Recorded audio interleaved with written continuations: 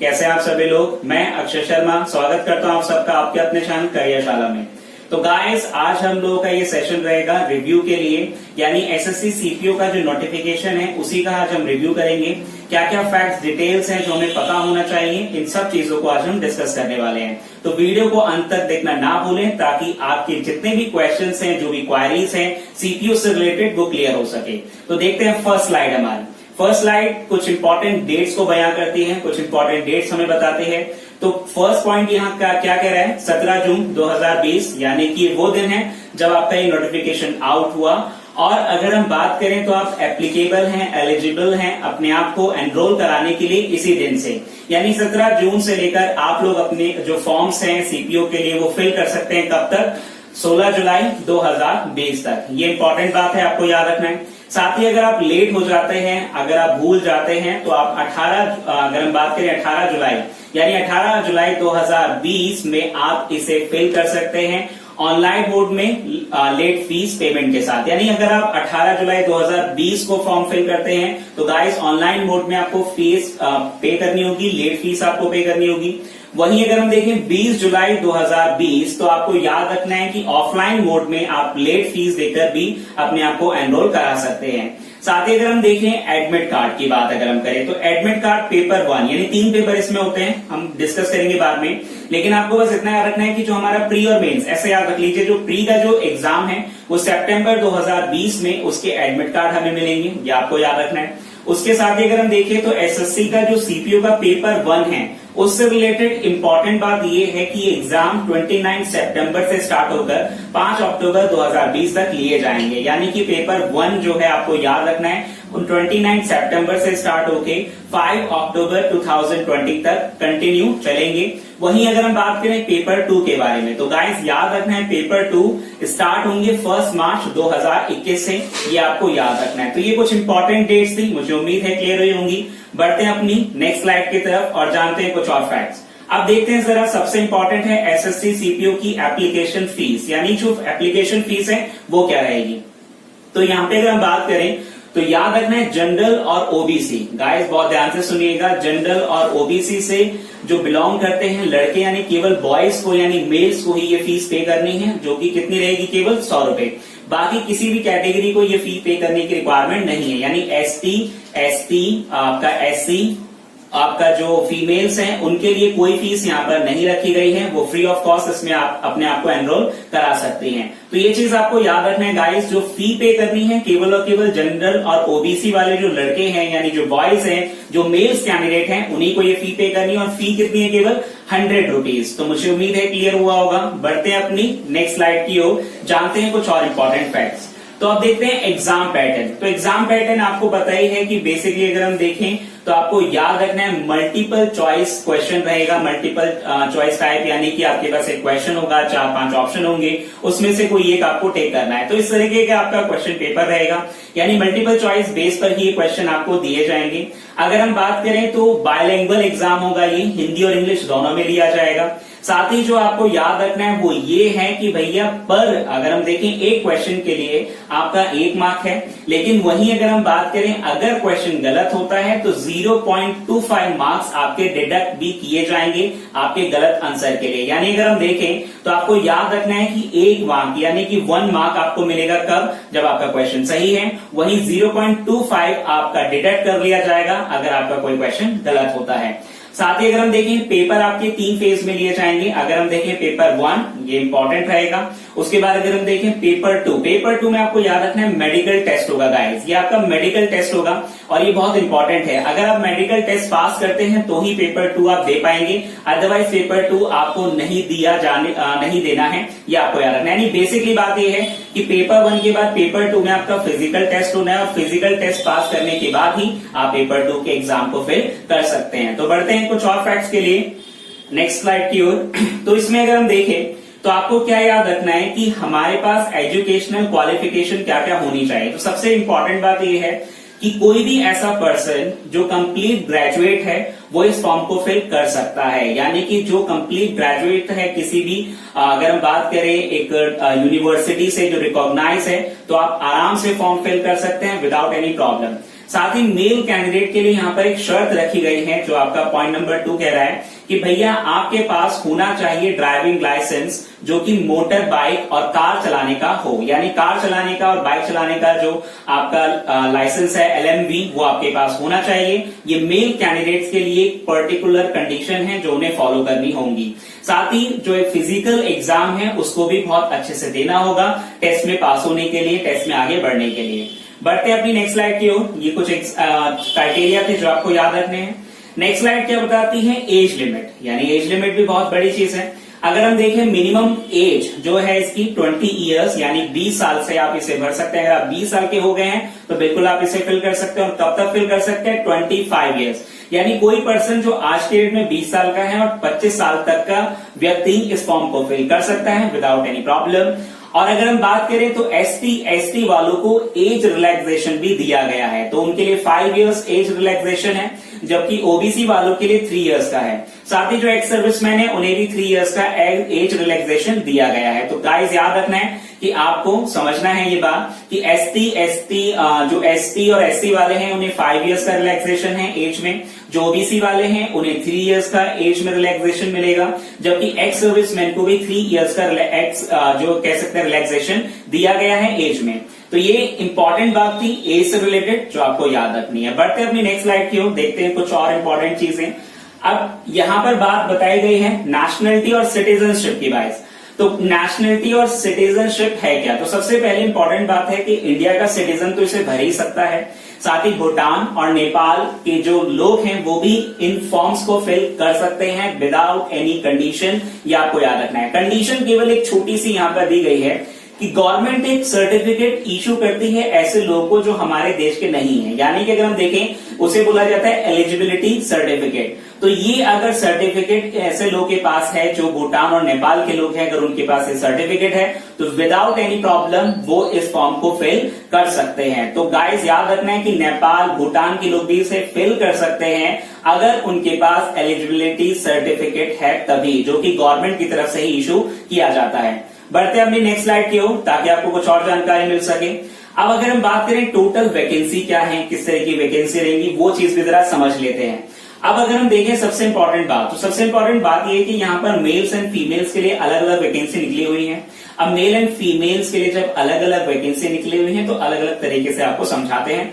अगर हम देखें टोटल वैकेंसी, तो टोटल वैकेंसी गाइस आपको याद रखना है 1564 यानी कि 1564 यहाँ पर टोटल वैकेंसीज हैं, जो कि पिछले साल के मुकाबले लगभग कह सकते हैं आधी हो गई है। क्योंकि पिछले साल अगर हम देखें तो कितनी थी, 2745, यानी अगर हम देखें 2745 थी पिछले साल, लेकिन इस साल घटकर कितनी रह गई, 1564। लेकिन डरने वाली बात नहीं है, वैकेंसीज काफी हैं। अगर आप तैयारी कर रहे हैं और आपके अंदर दम है तो आप अपने लिए वैकेंसी ले सकते हैं without any condition, without any problem. बस हार्ड वर्क की यहाँ पर रिक्वायरमेंट है। अगर हम देखें सब इंस्पेक्टर जो सेंट्रल आर्म्ड फोर्स, यानी कि अगर हम देखें सेंट्रल आर्म्ड पुलिस फोर्स यानी CAPF के लिए जो वैकेंसी निकली हुई है वो 1395 है, जबकि सब इंस्पेक्टर जो दिल्ली में मेल कैंडिडेट्स हैं वो 91 रहेंगे, जबकि सब इंस्पेक्टर दिल्ली के अंदर ही फीमेल के लिए निकाली गई हैं 78 वैकेंसीज। यानी कि आपको याद रखना है CAPF में सबसे ज्यादा वैकेंसी दी गई है। वहां पर अगर हम बात करें तो 1395 वैकेंसीज हैं जिन आप उनके साथ जा सकते हैं। दिल्ली पुलिस में मेल कैंडिडेट्स के लिए जो वैकेंसीज हैं वो केवल 91 है और फीमेल के लिए केवल कितनी है, 78। तो ये चीज आपको याद रखनी है। टोटल वैकेंसी 1564 है। चलिए बढ़ते हैं अपने नेक्स्ट स्लाइड की ओर ताकि कुछ और इन्फॉर्मेशन आपको दे सके। अब नेक्स्ट अगर हम देखें तो सैलरी स्टेटस, क्योंकि सैलरी बहुत जरूरी है। जेब अगर गर्म होगी तभी तो काम किया जाएगा, और हम लोग जॉब भी कर रहे हैं, अपने आप को मेहनत में भी डाल रहे हैं ताकि एक लाइफ स्टेटस हमारा सुधर सके। तो अगर हम बात करें आपका जो ओवरऑल पे स्केल है, तो पे स्केल में अगर हम देखें सब इंस्पेक्टर जो दिल्ली में रहेंगे, चाहे वो मेल हो चाहे फीमेल हो, उनकी जो जॉब स्टार्ट होती है वो लेवल 6 की रहती है। और अगर हम सैलरी की बात करें तो 35,400 आपको मिलेंगे इस जॉब के। यानी कि अगर हम देखें अगर कोई बच्चा सिलेक्ट होता है दिल्ली पुलिस में, चाहे वो मेल है चाहे वो फीमेल है, तो कितनी आपको पेमेंट मिलेगी, 35,400 रुपए। वहीं अगर हम बात करें असिस्टेंट सब इंस्पेक्टर ASI की, कहां पर, CISF में, तो तो वहां पर जो सैलरी स्टेटस रहेगा वो कितना रहेगा, 29,200 से आपकी सैलरी स्टार्ट होगी। वहीं अगर आप सब इंस्पेक्टर बनते हैं सीएपीएफ में, तो गाइस यानी सेंट्रल आर्म्ड पुलिस फोर्स में अगर आप क्या बनते हैं, सब इंस्पेक्टर, तो वहां पर जो आपकी सैलरी रहेगी वो कितनी रहेगी, 35,400 से स्टार्ट की जाएगी। ये कुछ क्राइटेरिया थे सैलरी से रिलेटेड जो आप देख सकते हैं, याद रख सकते हैं। बढ़ते हैं आगे की ओर, नेक्स्ट स्लाइड की ओर बढ़ते हैं, देखते हैं आगे। तो देखो सबसे इंपॉर्टेंट बात कि एग्जाम का पैटर्न क्या रहेगा, सब्जेक्ट्स क्या रहेंगे। तो सबसे पहले सब्जेक्ट समझ लेते हैं। गाइस आपको याद रखना है कि 4 इंपॉर्टेंट सब्जेक्ट्स हैं जो आपको तैयार करने हैं, जो आपको प्रिपेयर करने हैं। सबसे फर्स्ट सब्जेक्ट अगर हम बात करें तो सबसे पहला सब्जेक्ट है जनरल रीजनिंग, यानी रीजनिंग आपको तैयार करना है। जनरल नॉलेज यानी जीए अगर हम बात करें, आप स्टार्ट कह सकते हैं। क्वांटिटेटिव एप्टीट्यूड यानी मैथ्स आपको तैयार करना है। साथ ही इंग्लिश कॉम्प्रिहेंशन, इंग्लिश आपको प्रिपेयर करना है। यानी अगर हम देखें तो आपके पास 4 सब्जेक्ट हैं। पेपर 1 में इन चारों सब्जेक्ट से पूछा जाता है। तो पेपर 1 में चारों सब्जेक्ट आते हैं, जिसमें जनरल रीजनिंग हो गया, जनरल नॉलेज हो गया, क्वांटिटेटिव एप्टीट्यूड हो गया और इंग्लिश कॉम्प्रिहेंशन हो गया, जो आपको याद रखना है। बढ़ते अपने नेक्स्ट स्लाइड की ओर, देखते हैं कुछ और फैक्ट्स। अब समझना क्या है कि एग्जाम अगर हम बात करें तो आपको याद रखना है कि एग्जाम का जो समय होता है, जो आपका टाइम है, वो केवल कितना मिलेगा आपको, 2 आवर्स। यानी कि आपको पूरे क्वेश्चंस को सॉल्व करने का जो टाइमिंग है वो केवल 2 घंटे का दिया जाएगा। साथ ही डिडक्ट कर लिया जाएगा अगर आपका जो मार्क्स है, अगर क्वेश्चन गलत होता है तो 0.25 आपका डिडक्ट किया जाएगा, जबकि सही क्वेश्चन के लिए आपको 1 मार्क दिया भी जाएगा। साथ ही अगर हम बात करें तो आपको याद रखना है 4 सब्जेक्ट हैं और चारों सब्जेक्ट में 50-50 क्वेश्चंस आते हैं। अगर हम बात करें 50-50 मार्क्स के, तो ओवरऑल जो क्वेश्चन पेपर है गाइस वो 200 मार्क्स का रहेगा, 200 क्वेश्चंस के साथ। तो दोबारा मैं एक बार बता देता हूं इस चीज को कि भैया आपको याद रखना है 4 सब्जेक्ट्स हैं, यानी जनरल रीजनिंग की 50 क्वेश्चन आएंगे, इंग्लिश कॉम्प्रिहेंशन के भी 50 क्वेश्चन आएंगे, मैथ्स के भी 50 क्वेश्चन आएंगे और आपको याद रखना है कि जीए के भी आपके 50 क्वेश्चन आपसे पूछे जाएंगे। यानी ओवरऑल 200 क्वेश्चन रहेंगे 200 मार्क्स के लिए। तो मुझे उम्मीद है क्लियर हुआ होगा यहाँ तक। बढ़ते अपनी नेक्स्ट स्लाइड की ओर, देखते हैं कुछ और इंपॉर्टेंट चीजें। तो गाइस अब हम पढ़ेंगे सिलेबस कि बेसिकली क्या रहेगा सिलेबस, एग्जाम के लिए क्या पैटर्न है जो हमें याद रखना है। तो ये कुछ एग्जाम सिलेबस आपके सामने दिया गया है। एग्जाम सिलेबस में आप देख सकते हैं कि बताया गया है जनरल रीजनिंग का सिलेबस है, जनरल नॉलेज का सिलेबस है, क्वांटिटेटिव एप्टीट्यूड का आपको सिलेबस दिया गया है। ये पूरा सिलेबस है आप लोगों का इन तीनों सब्जेक्ट्स के लिए, जो आपको याद रखना है और जिसके अकॉर्डिंग ही आपको क्या करनी है, तैयारी करनी है। बढ़ते हैं अपने नेक्स्ट स्लाइड। मुझे उम्मीद है यहाँ तक आपको सिलेबस अच्छे समझ में आ गया होगा।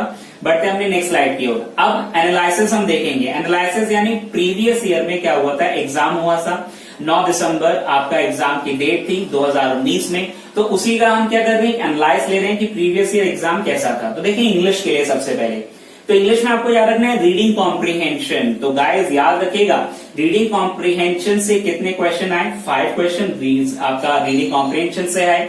क्लोज टेस्ट से आपके कितने क्वेश्चन आए हैं, 7 क्वेश्चन।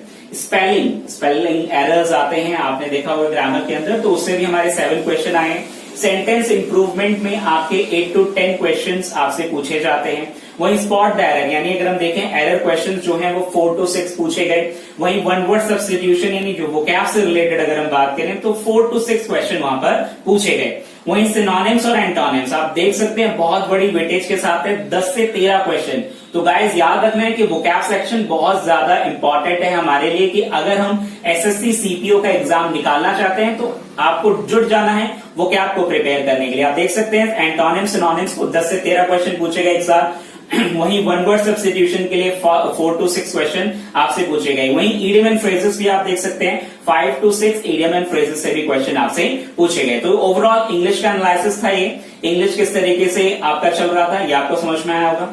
बढ़ते हैं आगे, देखते हैं नेक्स्ट स्लाइड की ओर यानी रीजनिंग की ओर। रीजनिंग में अगर हम देखें तो आपको याद रखना है सबसे पहला है एनालॉजी। एनालॉजी से आपके 5 to 6 क्वेश्चन आए। फिगर काउंटिंग से आपके केवल 3 क्वेश्चन लिए गए। फाइंड वन आउट में आपके 5 क्वेश्चन आए। मिरर इमेज से आपके 2 क्वेश्चन आए।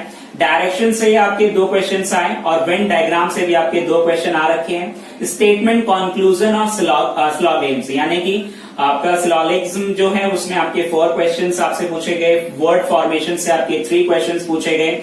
रॉन्ग नंबर सीरीज आपसे 3 क्वेश्चंस पूछे गए। कोडिंग डिकोडिंग से 2 क्वेश्चन आपसे पूछे गए। मिसलेनियस में आपके 9 क्वेश्चंस वहां पे दिए गए। साथ ही स्लॉग की अगर हम बात करें नेक्स्ट में तो 2 क्वेश्चन आपसे लिए गए। आपके पास अल्फाबेटिकल सीरीज से आपके 5 और क्लासिफिकेशन से आपके 5 to 6 क्वेश्चन वहां पर पूछे गए। तो ये था ओवरऑल रीजनिंग के बारे में।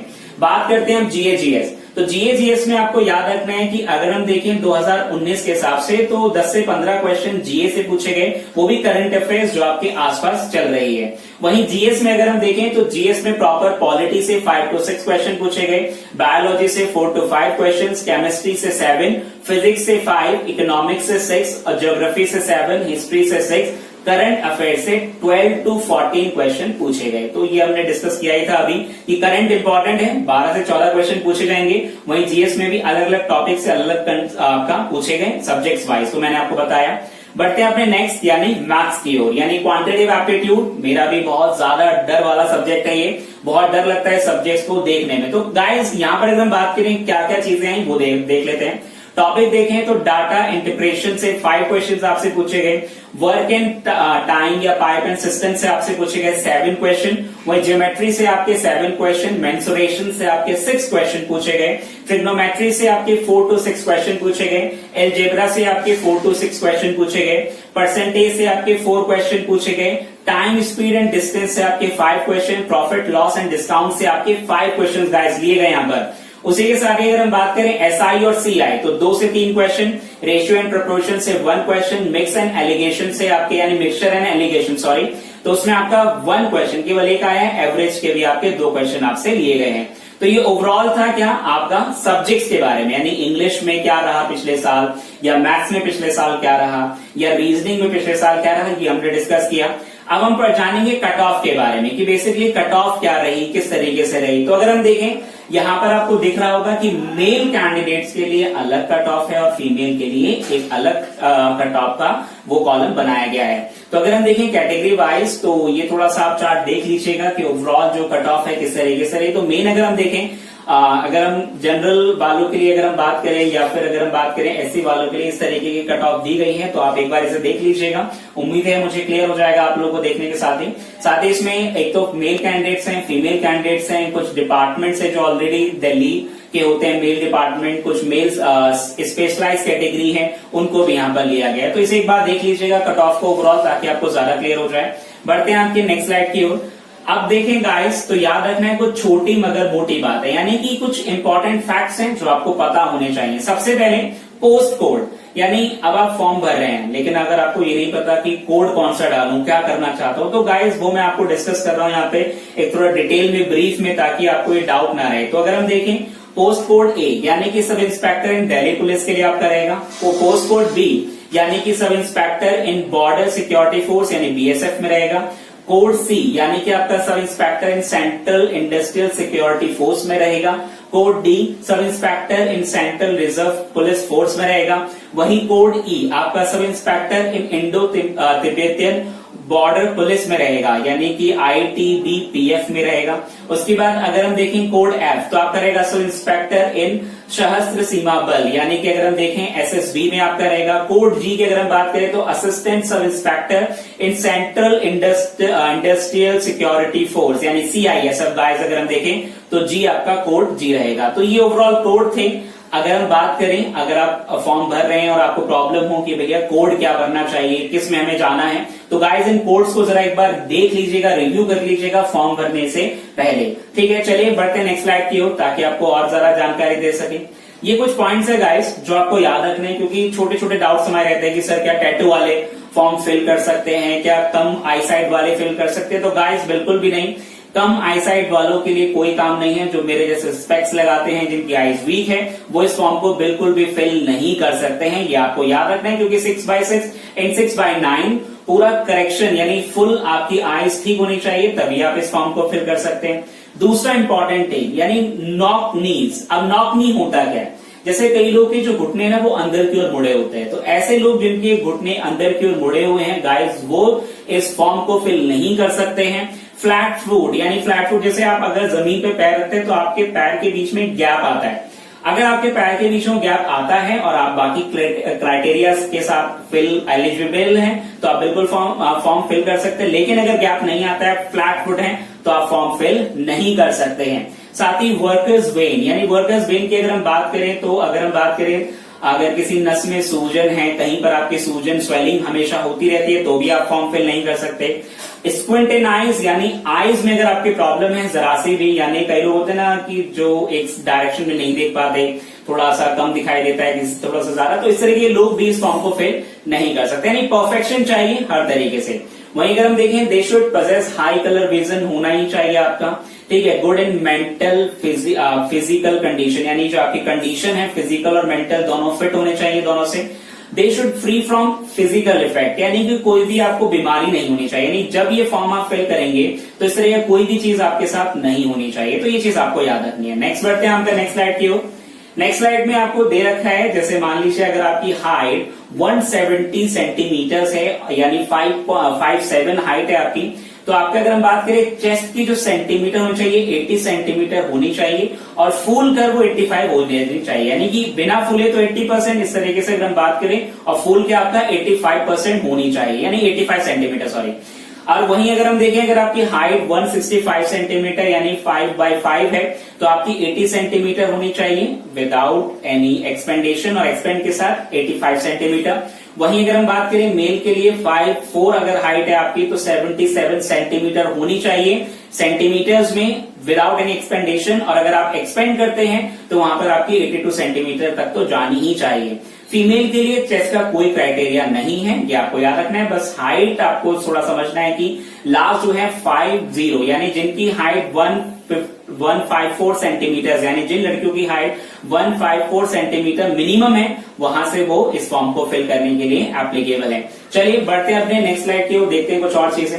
अब ये जो चीजें हैं, ये मैंने आपको दे रखा है कि भाई आपका एग्जाम होगा, यानी अगर आपका पेपर 1 क्लियर होता है तो गाइस आपका होगा फिजिकल एजुकेशन का, यानी फिजिकल एंड्योरेंस टेस्ट। अब फिजिकल एंड्योरेंस टेस्ट है क्या, यानी पीईटी। तो पीईटी में आपको करना क्या होगा कि दौड़ लगानी होगी। सबसे पहले 100 मीटर है, 16 अगर हम बात करें, उसके बाद आपका 1600 मीटर है, लॉन्ग जंप है, हाई जंप है और शॉर्ट पुट है। आपको याद रखना है जो शॉर्ट पुट है वो लड़कियों के लिए नहीं होगा, लेकिन बाकी सभी चीजें लड़कियों के लिए एप्लीकेबल है, और लड़कियों को ये सारे टेस्ट भी पास करने होंगे हर हाल के अंदर। तो ये चीज आपको, मुझे उम्मीद है, क्लियर हुई होगी, समझ में आई होगी अच्छे से। देखते हैं अपनी नेक्स्ट चीजों की तरफ कि क्या और चीजें आपको याद रखनी है। तो गाइस आपको ये सब चीजें याद रखनी है, फैक्ट्स दिमाग में रखने हैं, याद रखने हैं, और मुझे उम्मीद है कि ये सारे फैक्ट्स आपको अच्छे से क्लियर हुए होंगे। तो कैसा लगा ये वीडियो सेशन, या कोई और क्वेरी ऐसी है जो आपको अभी भी आपके मन में है, परेशान कर रही है आपको, तो बिल्कुल कमेंट बॉक्स में जाकर अपनी क्वेरी को हम तक जरूर पहुंचाएं, और आपको हमारा जवाब 100% मिलेगा ही।